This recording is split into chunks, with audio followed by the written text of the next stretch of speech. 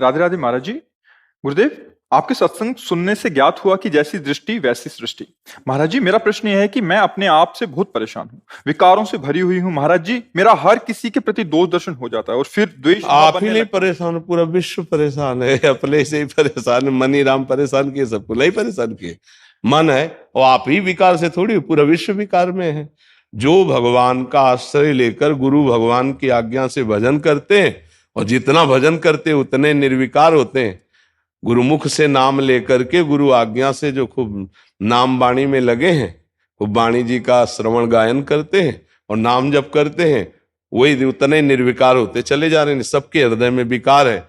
अच्छा, हमारे हृदय में विकार है तो हम सबको विकारी ही देखेंगे, पक्का समझो।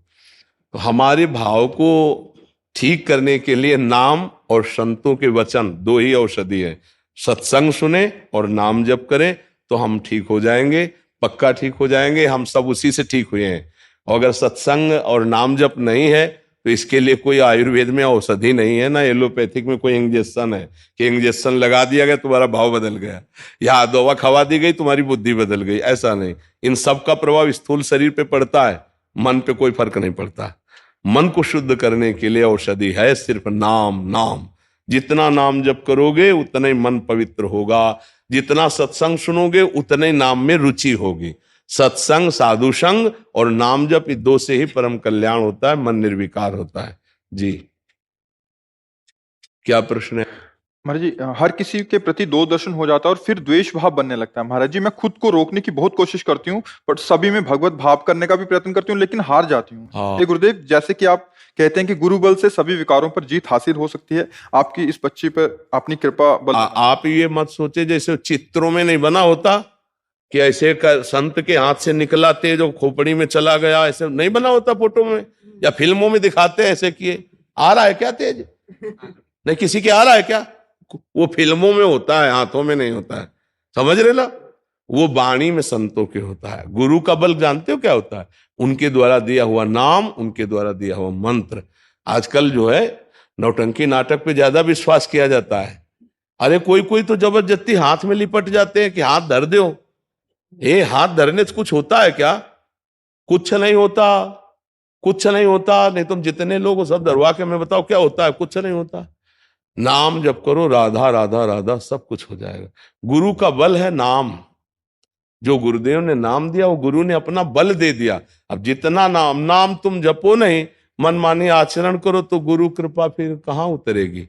गुरु कृपा तभी उतरेगी जब आप बात मानना। देखो, अगर बात मानो तो अभी आप सत्संग में सुना कि सब में श्री भगवान है। तो यदि आपकी दोष दृष्टि जाती तो आप ये सूत्र क्यों नहीं लागू करते? यद्यप मुझे गंदा दिखाई दे रहा है, गंदी बात कर रहा है, पर इसमें है तो प्रभु ही। अंदर से हम क्यों ना ऐसा सोचे? और जहां ऐसा सोचना शुरू किया तो निर्मल भाव आना शुरू हो जाएगा। अब बात ना मानो तो फिर हम कह रहे हैं ना कोई इंजेक्शन है, ना कोई औषधि है, और ना कोई ऐसे वैसे है।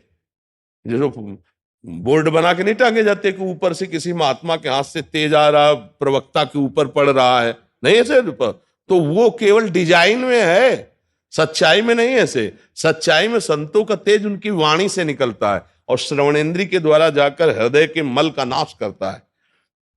बंदो गुरुपद कंज कृपा सिंधु नर रूप हरि महामोह तम पुंज जासु बचन, जासु बचन रविकर निकल। जिनके शब्द सूर्य के समान हमारे हृदय में प्रकाशित होकर अज्ञान अंधकार का नाश करते हैं। तो भाई देखो, नौटंकी नाटक पे विश्वास हो तो यहाँ आओ मती। यहाँ तो सीधी बात है, नाम जप करो, अच्छे आचरण करो, वो तुम्हें करने होंगे।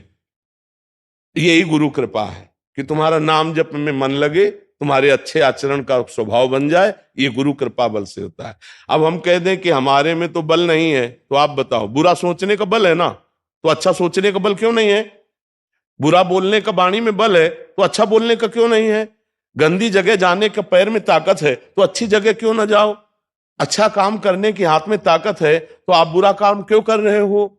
बस अब बुरे काम में तुम्हारा मन लग रहा है तो बुरा काम कर रहे हो, कह रहे हो अच्छे काम करने की ताकत नहीं। तो वही मन तुम्हें जब दंड देगा तब तुम्हें पता चलेगा। फिर अच्छे काम में अपने आप तुमको लगाना पड़ेगा। मन के विरुद्ध चलना होगा। अगर मन के विरुद्ध नहीं चलोगे तो तुमसे गंदे काम ही करवाता रहेगा, गंदी सोच सोचवाता रहेगा, और फिर एक दिन ये आपके प्रति गलत सोचवा देगा, आपको इतना डिप्रेशन में ले आएगा, इतना भय पैदा कर देगा, ये आपको सिखाएगा कि शरीर छोड़ दो। देखो ना, लोग अपने आप शूट कर लेते हैं, अपने आप जहर खा लेते हैं, अपने आप फांसी लगा लेते हैं। क्या है? वही मन है जिसको तुमने रोका नहीं, गलत आचरणों में जाता रहा, आज तुम्हारे खिलाफ वो खड़ा हो गया, तुम्हारे ही हाथ से तुम्हारे को नष्ट करने के लिए तैयार हो गया। इसलिए अभी से उसको रोकना शुरू करो, सब में भगवत भाव करने की भावना करो। भले नहीं दिखाई दे रहे, लेकिन माना तो।